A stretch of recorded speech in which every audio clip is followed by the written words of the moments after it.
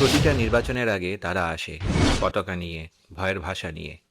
হিন্দুরা বিপদে, তোমার সংস্কৃতি হুমকিতে, ওরা তোমার মাটি বদলে দিচ্ছে। উত্তরপ্রদেশে এই কাজ করেছে, বিহারেও করেছে। তারপর তারা বাংলায় আসে, বাংলা শোনে, বাংলা দেখে, বাংলা বিচার করে। তারপর বাংলা ভোট দেয় নিজের মতো করে। তারা ফিরে যায় বিভ্রান্ত হয়ে। কেউ কেউ আমাদের বহিরাগত বলে, মিনি পাকিস্তান বলে, কারণ তারা আমাদের বুঝতে পারে না। নমস্কার, আমি দেবাশিস। আজ আমি বলতে চাই, এটাই ঠিক আছে। কারণ বাংলাকে কখনো সেই লোকেদের বোঝার কথাই ছিল না যারা বিভাজন করে শাসন করে। বাংলাকে অনুভব করতে হয়।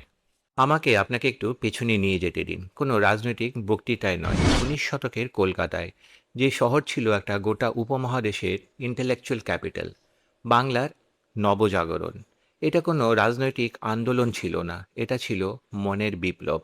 রামমোহন রায় নিজের সমাজের দিকে তাকালেন আর বললেন, সতীদাহ ভুল। কোনো বিদেশি শাসক বলেনি, কোনো ধর্মগ্রন্থ বলেনি, তার বিবেক বলেছিল। সেই যুগে যখন ভারতের বেশিরভাগ মানুষ পুরোহিতের, জমিদারের কথায় চলত, একজন বাঙালি বললেন, আমি নিজে ভাবব। এটাই হয়ে গেল বাংলার ডিএনএ। বিদ্যাসাগর বিধবা বিবাহের জন্য লড়লেন, বন্ধু হারালেন, সমাজ হারালেন, তবুও লড়লেন। কারণ বাঙালির ঐতিহ্য কোনো জনপ্রিয়তার জন্য ছিল না, সব সময় সত্যের জন্য ছিল। রবীন্দ্রনাথ লিখলেন, একলা চলো রে, ডাকলে কেউ সাড়া না দিলেও একা পথ চলো। এটা ভিড়ের দর্শন নয়, এটা মেরুকরণের মনোবিজ্ঞান নয়, এটা সেই সভ্যতার কণ্ঠস্বর যে কোনো ভিড়ের চেয়ে নিজের বিবেককে বেশি বিশ্বাস করে। আর বিবেকানন্দ শিকাগোর সেই মঞ্চে দাঁড়িয়ে বললেন, এমন একটা হিন্দুত্বের কথা যা সাগরের মতো প্রশস্ত, নর্দমার নদী নয়, যে হিন্দুত্ব বলে প্রতিটি পথই একই শিখরে গিয়ে মেলে। এই বাংলা কোনো নির্বাচনী মানচিত্র আঁকার আগে থেকেই আছে। প্রশ্ন একটাই, এত গভীর মাটিতে কি ক্ষুদ্রতার রাজনীতি পোতা যায়? এবার সৎভাবে বলি, ইউপি আর বিহারে রাজনীতি কিভাবে কাজ করে। আমি সেখানকার সাধারণ মানুষকে কোনো অপমান করছি না বা তাদের বিরুদ্ধে কিছু কথা বলছি না। যেটা বাস্তব সেটাই বলার চেষ্টা করছি। তারা আমাদের মতোই একটা ব্যবস্থার মধ্যে বেঁচে থাকার চেষ্টা করছে, কিন্তু সত্যিটা তো বলতে হবে। এই রাজ্যগুলোতে ক্ষমতার সবচেয়ে দ্রুত রাস্তা হলো জাতপাত, উন্নয়ন নয়, শিক্ষা নয়, কর্মসংস্থান নয়, জাতপাত। নির্দিষ্ট জাতের জোট তৈরি করো, তাদের বলো অন্য জাত থেকে বিপদ আসছে, নিজেকে একমাত্র রক্ষক হিসাবে দাঁড় করাও। যখন এতে কুলোয় না, ধর্ম নামাও। একটা মসজিদকে বিতর্কে তোলো, সংখ্যালঘু পাড়ায় মিছিল করো, প্রতিক্রিয়ার অপেক্ষা করো, সেই ছবি তুলে বলো, দেখো বিপদ এসে গেছে, ভোট দাও। এটা রাজনীতি নয়, এটা ভয়ের ইঞ্জিনিয়ারিং। এবার নিজেকে জিজ্ঞেস করুন, এর কোনোটা কি বাংলায় কখনো সত্যিকারের অর্থে শিকড় গেড়েছে? বিরোধী দলের বাংলার ব্যর্থতা কৌশলের ব্যর্থতা নয়। সেরা কৌশলবিদ আছে, অফুরন্ত অর্থ আছে, হেভিওয়েট নেতারা আছেন যারা বারবার প্রচারে এসেছেন, তবুও নদী পেরোতে পারেননি। কেন? কারণ মেরুকরণের জন্য একটা বিশেষ সামাজিক স্থাপত্য দরকার, বাংলায় সেই স্থাপত্য নেই। হিন্দু মুসলিম বিভাজন কাজ করে যেখানে দুই সম্প্রদায়, আলাদা পাড়া, আলাদা স্কুল, পরস্পরকে সন্দেহের চোখে দেখে বাস করে। সেই ফাঁকে আগুন দাও, দাবানল হয়। কিন্তু বাংলার পাড়ায় হিন্দু আর মুসলমান প্রজন্ম পর প্রজন্ম একই রকে বসে আড্ডা দিয়েছে। দুর্গাপুজোয় মুসলমান প্রতিবেশী মিষ্টি নিয়ে আসে, ঈদে হিন্দু প্রতিবেশী বিরিয়ানি খায়, বন্যায়, অসুখে, মৃত্যুতে তারা পরস্পরের পড়শি।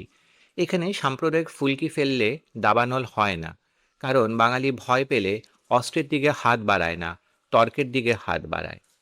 আর আছে লালন ফকিরের সেই বাংলা, যার জন্ম ধর্ম নিয়ে কে নিশ্চিত নয়, আর যিনি বললেন এটা গুরুত্বপূর্ণই নয়। 200 বছর ধরে তার গান দুই সম্প্রদায়ের মানুষকে এক করেছে। এটা সহিষ্ণুতা নয়, সহিষ্ণুতা মানে যা তুমি শুধু সহ্য করো, এটা ভালোবাসা। শতাব্দীর পর শতাব্দী একসাথে বেঁচে থাকার পর পরস্পরের মধ্যে ঈশ্বরকে খুঁজে পাওয়া। বিরোধী দল বলল, বাংলায় দুর্গাপুজো আটকে দেওয়া হচ্ছে। বাঙালি জানলো এটা মিথ্যে। সে শতাব্দী ধরে কোনো দলের অনুমতি ছাড়াই পুজো করছে। তারা জয় শ্রীরাম স্লোগান ভক্তি হিসাবে নয়, চ্যালেঞ্জ হিসাবে, উস্কানি হিসাবে ব্যবহার করলো। বাঙালি, এমনকি ধার্মিক হিন্দুও অস্বস্তি পেলেন, কারণ তার নিজের বলো মা দুর্গা কি জয় আছে, দেবতার সাথে তার নিজস্ব সম্পর্ক আছে। এটা রণহুঙ্কার নয়। সাংস্কৃতিক আত্মীকরণ মানে শুধু খাওয়া পরা বদলানো নয়, মানে ভাবার পদ্ধতি বদলানো, প্রশ্ন করা সংস্কৃতিকে মেনে নেওয়া সংস্কৃতিতে বদলানো, বিতর্কে সংস্কৃতিকে স্লোগানের সংস্কৃতিতে বদলানো। ব্রিটিশরাও এই চেষ্টা করেছিল, বাঙালি বাবুকে দুর্বল, অতিরিক্ত বইপোকা করেছিল। তর্কের সংস্কৃতিকে মেনে চলার সংস্কৃতিকে বদলাতে চেয়েছিল। তখন কাজ হয়নি, এখনো হচ্ছে না। কিন্তু আমি শুধু উৎসবের মেজাজে শেষ করব না, বাংলা অপরাজেয় নয়।